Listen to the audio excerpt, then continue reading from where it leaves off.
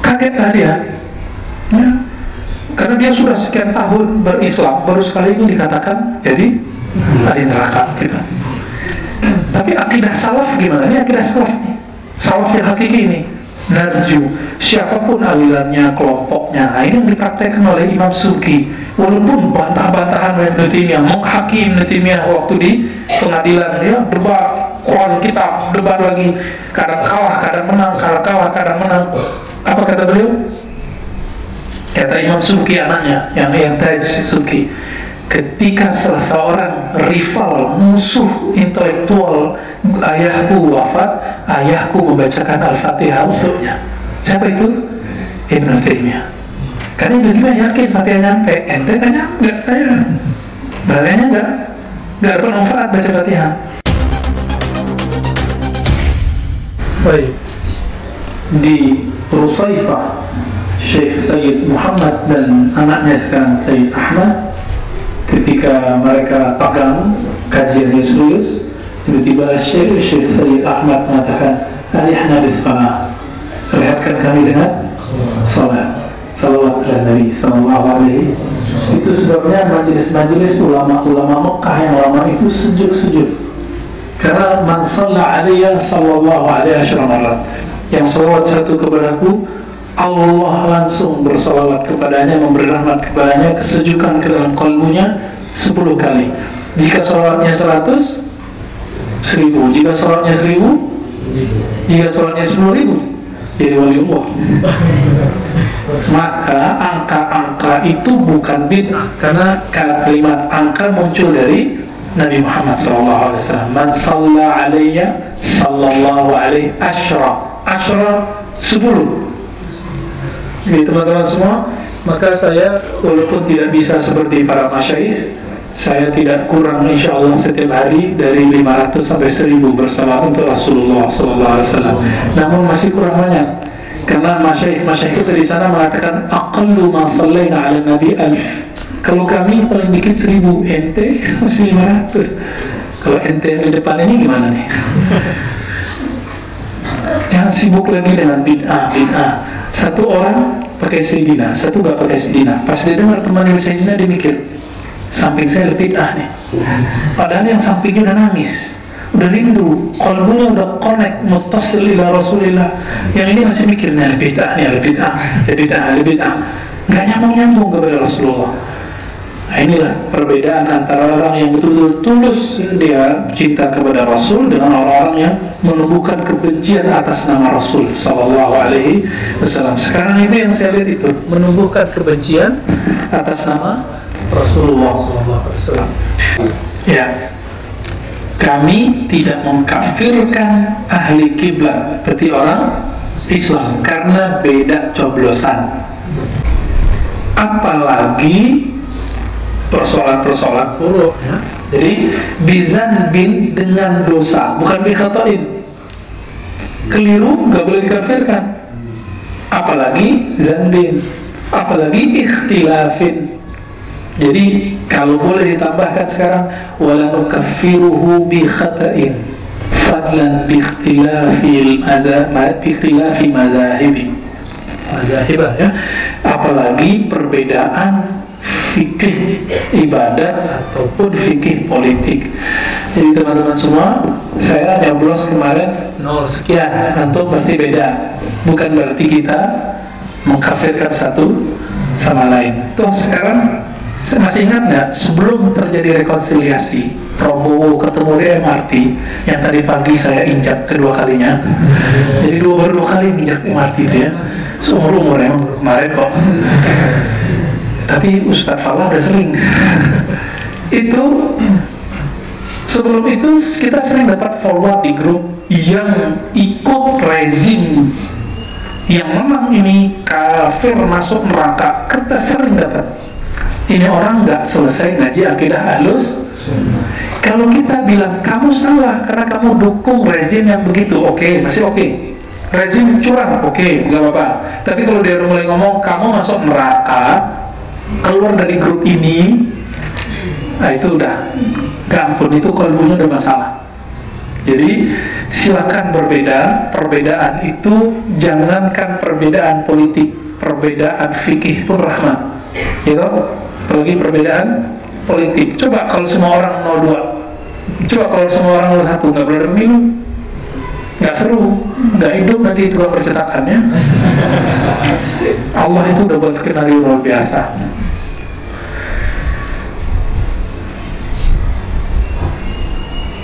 Malam yastahillahu, selama ini syaratnya. Jadi kalau ada orang berdosa, mulai dari korupsi sampai ke main sihir, dia tidak disebut kafir. Meskipun Nabi mengatakan man ata kahinan fasaddaqahu, ya, faqad kafara bima unzila ala Muhammadin. Yang datang ke kahin, dukun, orang pinter apa, sekolah enggak ya, pinter itu ya, antum itu yang kuliah itu, lalu memodalkannya, sungguh telah kufur terhadap din Muhammad Sallallahu Alaihi Wasallam. Itu yang mana? Itu jika dia telah masuk ke bab takbir. Tapi kalau dia cuma datang ke dukun, diam, cuma merhatiin, belum tahu dia mau ngapain, percaya apa enggak, orang ini punya zanbun, punya dosa, ya. Atau dia korupsi. Dulu waktu SBY naikin cuma 500, teman saya anak forkot bilang SBY kafir. Sekarang naik diem-diem gak ada yang bilang kafir. Ya, jika dosa selama dia tidak menghalalkannya maka orang itu tidak kafir. Maka kita ada kaidah wala nakul, tidak mengatakan seperti Murji'ah. Ini nggak tertulis di situ, kita masukin dalam kurung. Murji'ah mengatakan apa?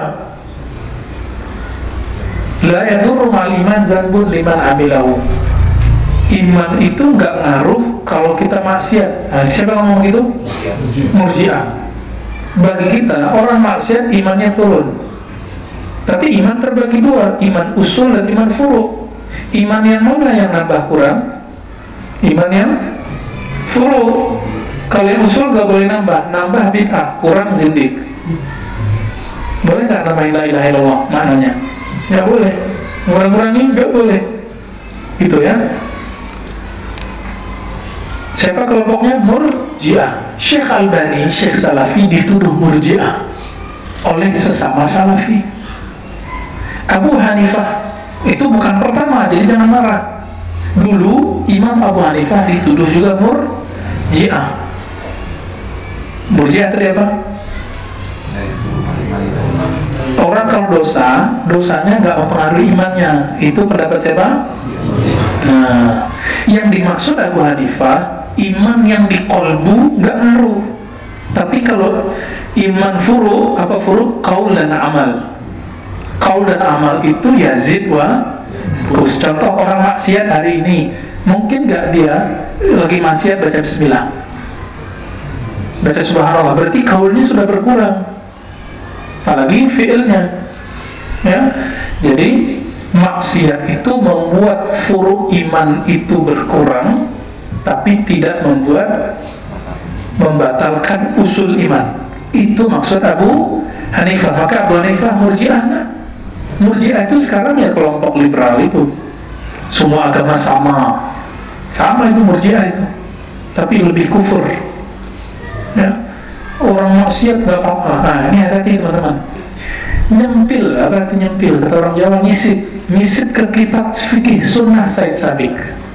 Said Sabiq itu akidahnya Asy'ariyah, tapi nyampe ke Saudi, dia kemudian menyesuaikan dengan akidah Salafi. Dia nggak bahas banyak. Ada akidah Islamiyah, ada fikih sunnah. Di fikih sunnahnya ini dia membicarakan tentang murtad. Apa kata dia? Jika ada orang sujud ke matahari tapi hatinya iman kepada Allah, dia tidak kafir. Pendapat ini Murji'ah.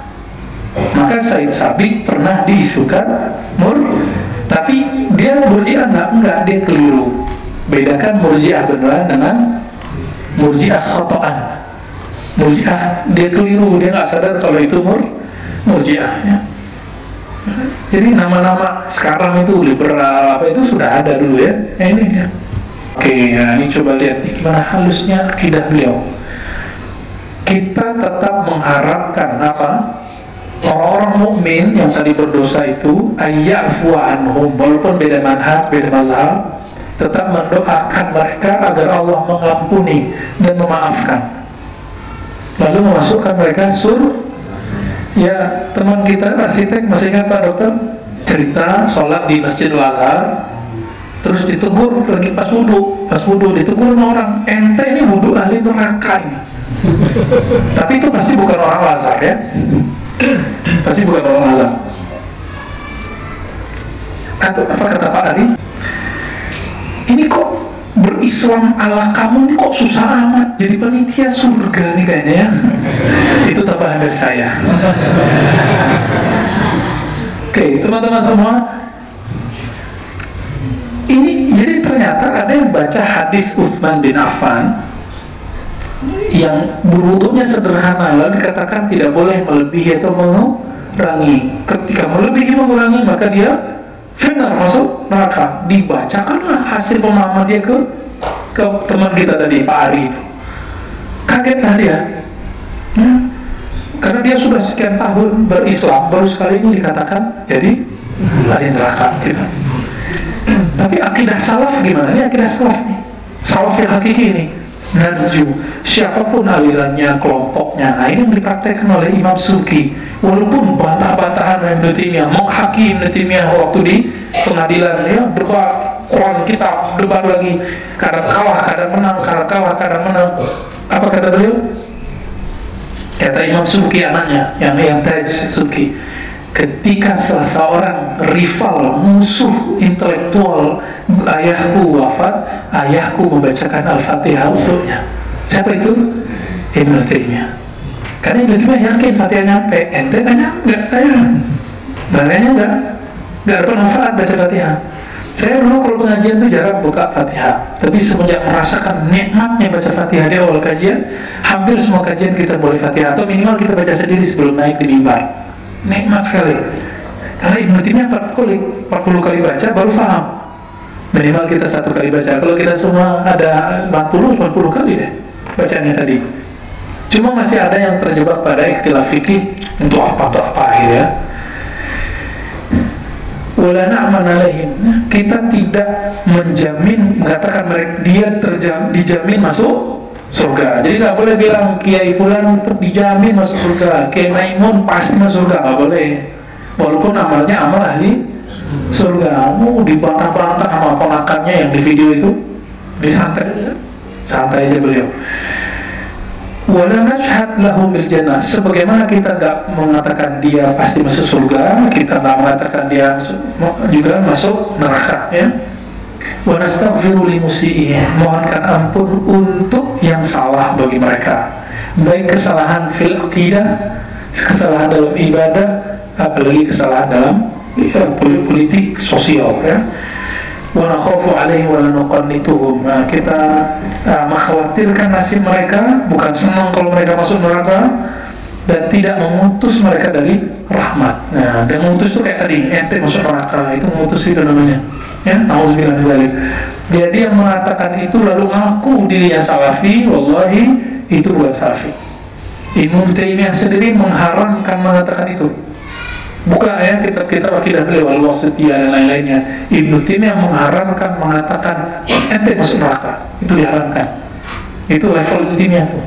Jadi sebenarnya mereka ikut salaf yang mana ya?